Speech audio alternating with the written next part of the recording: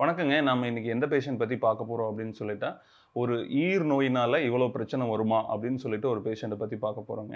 ஒரு ஈர் நோய்ங்க கவனிக்காம விடாதனால, அது வந்து பார்த்தீங்கன்னா, எலும்பு நோயா மாறிருச்சு. விச் மீன்ஸ் கால்டு ஈர் நோய் வந்து ஜிஞ்சைவிட்டிஸ்ன்னு சொல்லுவோம். எலும்பு நோய் வந்து அது வந்து பார்த்தீங்கன்னா, பெரியோடான்டிட்டிஸ்ன்னு சொல்லுவாங்க. அந்த பெரியோடான்டிட்டிஸ் வந்து ரொம்ப சிவியர் ஆகிங்க, அவங்களுக்கு எல்லா டீத்துமே 42 வயசுலயே விழுந்துருச்சுங்க.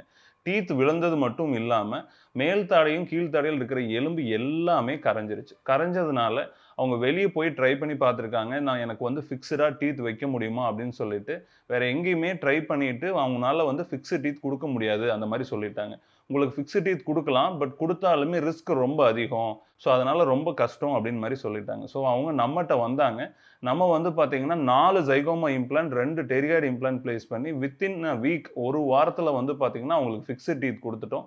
அவங்க வந்து கான்ஃபிடன்ஸ இன்கிரீஸ் பண்ணிட்டோம். அவங்களோட ஸ்மைல இன்கிரீஸ் பண்ணியிருக்கிறோம். அவங்களுடைய லைஃப்பயே வந்து பார்த்தீங்கன்னா, நம்ம வந்து என்ஹான்ஸ் பண்ணி குடுத்துருக்கோம். Thank you.